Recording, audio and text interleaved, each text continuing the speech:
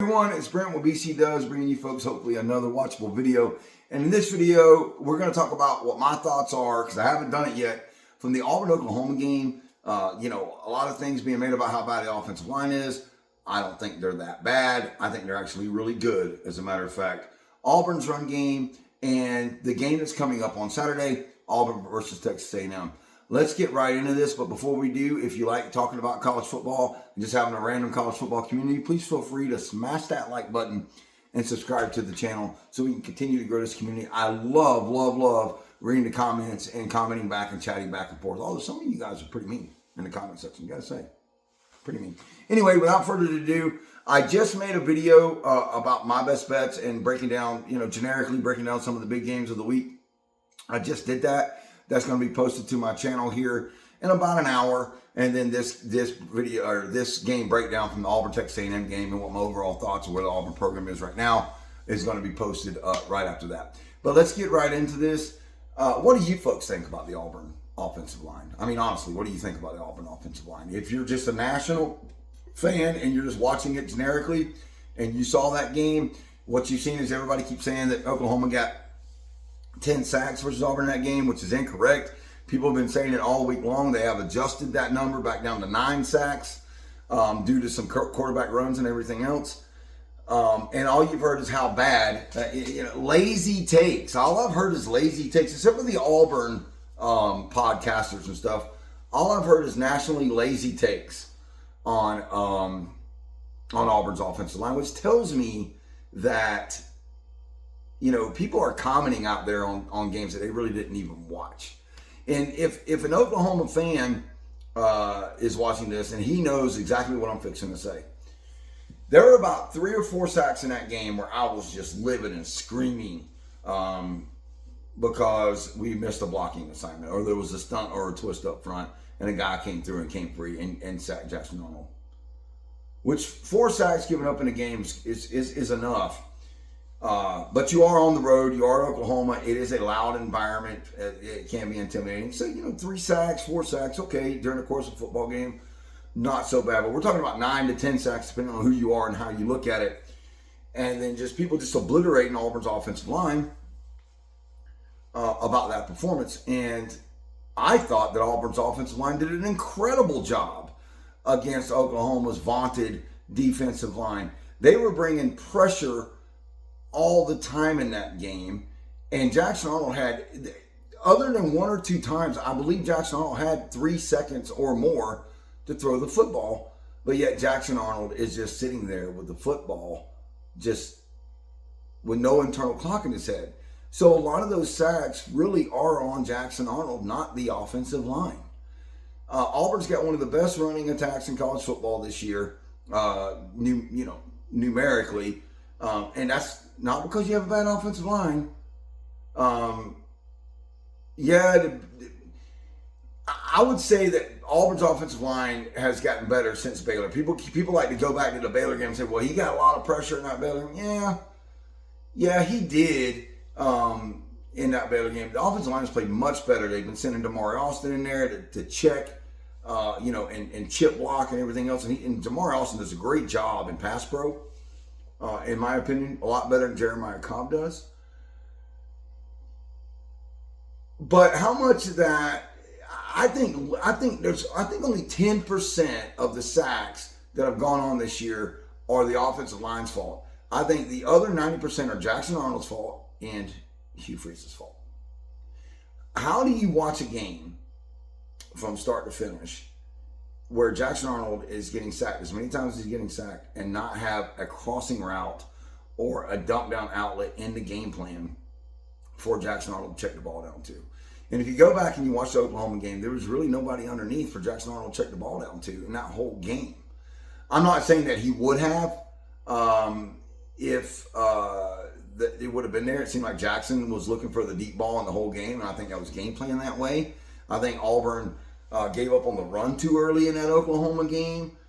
Sure, there was a bunch of runs where you only got like 1 or 2 yards, but I think you got to keep doing it. And this RPO offense that Hugh Freeze runs, it's like a numbers game. It's like, oh well, okay, there's 6 or 7 in the box, so this is, Jackson Arnold, I believe, is being coached. Oh, you got to pass, you can't run. And, just because I don't like that. Run it anyway some of those times and see what you can do. Bounce it outside, toss sweep, counter, QB counter. Just run it anyway sometimes. You might be surprised. Everything's not black and white. Hugh Freeze has not got a lot out of his quarterback since he's been in Auburn. I just want to say it. And, some people could say that it's been bad quarterback play, and certainly Peyton Thorne, who was his quarterback for 2 years, did not look good in a lot of games. But maybe it's just the offensive style in general. I don't know. I can't stand it when I see coaches that are so rigid and so stuck on what they know that they refuse to adjust at all. It cost Jimbo Fisher basically a career. It did. It cost him a career. And I like to see more dynamics in the passing attack. Everything can't be just throw it down the field to a deep ball. Now, yes, we do have Cam Coleman, who I don't know why we're not throwing it to him more. In that Oklahoma game, I would have thrown 5 more passes down the field at Cam Coleman. I just would have. I think that Jackson Arnold's not trusting his receivers. And, I feel like we heard that last year about Peyton Thorne. I feel like we heard that in year 1 of Hugh Freeze with Peyton Thorne. And I feel like now we're hearing it again with Jackson Arnold. So at some point, is it the quarterback? Or is it the play calling? Or do you keep getting quarterbacks that their job is to throw the ball to the receivers that just don't trust the receivers to catch the ball? And I'm sorry, when you have Cam Coleman and Eric Singleton and Malcolm Simmons and Perry Thompson and Ratio Fields and blah, blah, blah on that team, throw them the ball. Just throw them the ball. Let the guys try to make a play. And I think that it was just too many times that Jackson Arnold in the Oklahoma game was waiting for the perfect opportunity to throw the perfect pass, and you're just not going to have that. Sometimes you just got to get it down the field, let your playmakers make a play. So that's kind of how I feel in general about, what the things that was discussed. We're not going to get into the obvious scoop and score that the ref stole from us, or the illegal play that nasty. I lost a lot of respect for Brent Venables, and I can't stand that offensive coordinator from Oklahoma. I don't think he's a good individual. I don't think he's a stand-up human being. I just think that when you purposefully are cheating to win games, I just think that says a lot about your character from the head coach now. I just, it's below reproach, and I don't know. How do you feel? Let me know in the comments below. Do you think that that's good character? Flipping off people as offense coordinator during the game. Oklahoma fans chanting F Jackson Arnold as if he did anything to them. It's just nasty fan base, and I'm going to say it. You guys let me down.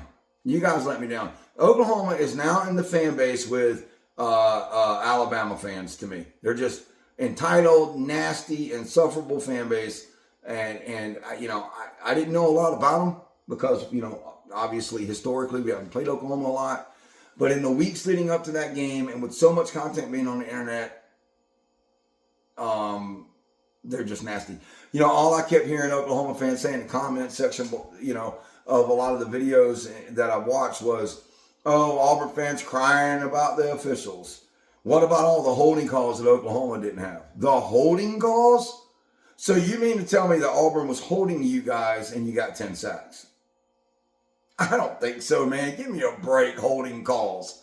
You guys were harassing the quarterback all freaking day. So where was all the holding going on? Obviously, if Auburn was holding the defensive ends, there wouldn't have been that many sacks, right? There would have been a lot more penalties on Auburn, but not that many sacks. So give me a break with that. You guys were early to the receivers almost on every play in that game, and the rest, for whatever reason, just were not throwing pass interference. It was a horribly officiated game, and yeah, we're going to cry about it.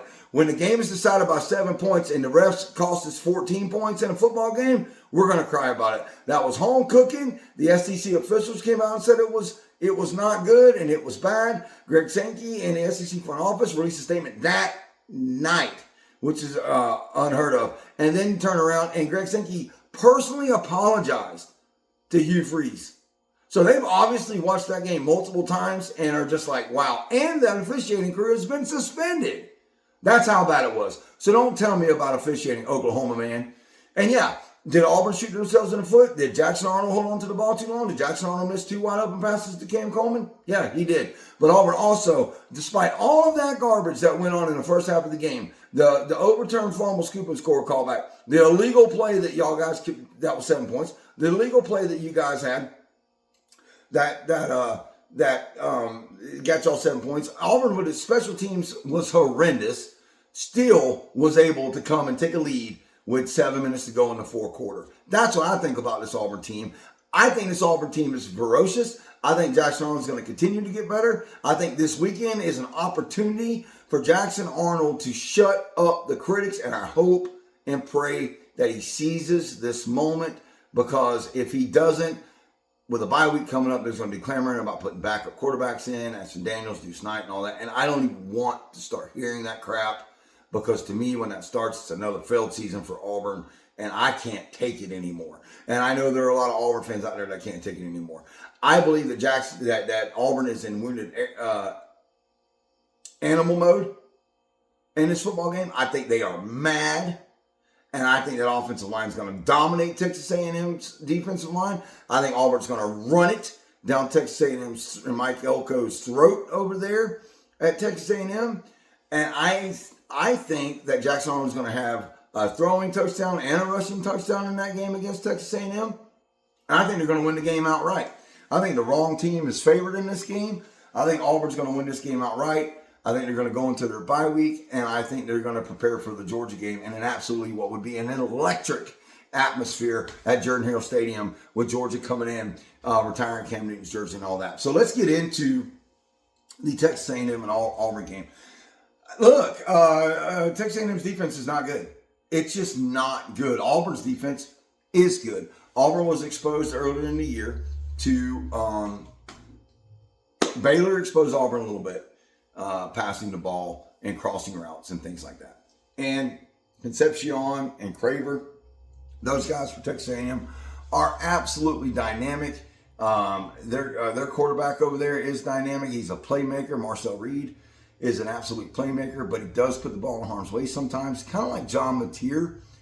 I think Auburn's going to be able to corral him like they did John Mateer. And yeah, they're going to hit some big plays.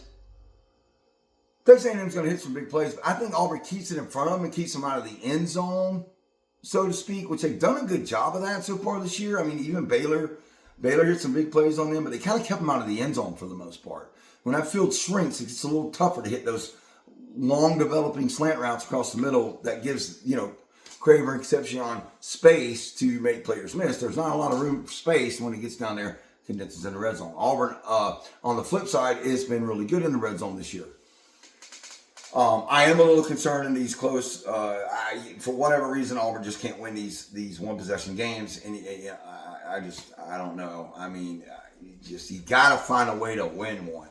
You got to find a way to take a close game. How many games have we seen Auburn lose since Hugh Freeze has been there from 7, 10, 3 points? How many games, man? A lot. And part of the problem is special teams. I hope that special teams coordinator I hate to call people's jobs, but I hope they find and replace that special teams coordinator, because they've just done a bad job. And I know that McPherson's been sick and all that, but man, you've had 2 years to get a replacement kicker. He's been sick for 2 years, and neither one of your backup field goal kickers can hit the broadside of a bar. I mean, what is that? Get another kicker. I mean, that field goal that guy tried out there for Auburn, I don't even remember the guy's name. That's how unmemorable it was for me.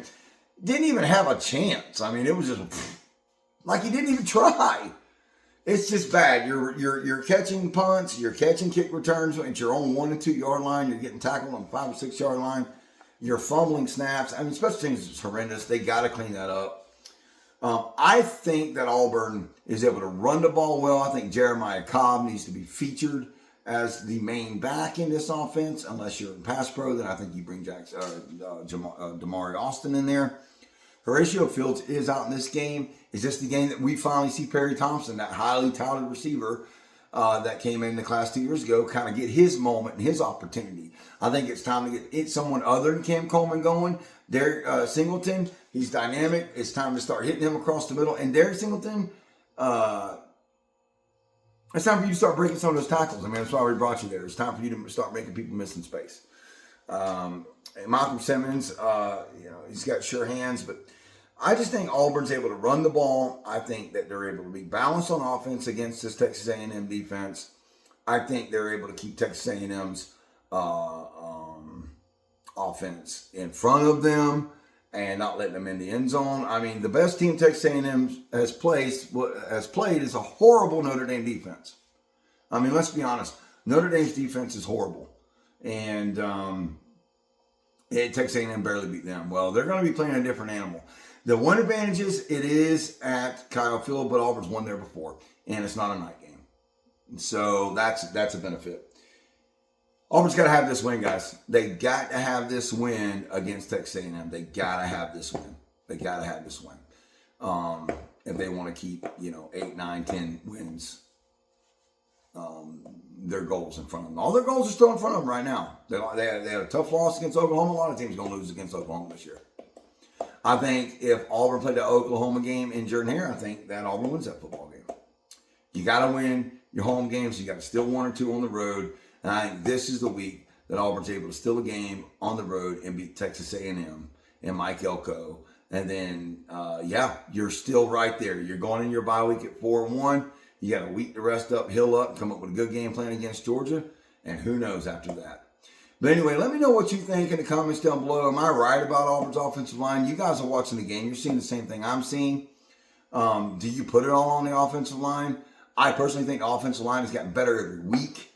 Or at least the scheming from the offensive line has got better every week. Jackson Arnold, do you think he's holding on to the ball too long? I do. And also, do you think, leave in the comments below, do you agree with my assessment of why I think Auburn's going to win this football game? And I think they're going to expose Texas A&M's defense in this football game. Anyway, thanks so much for watching, and we'll see you on the next one.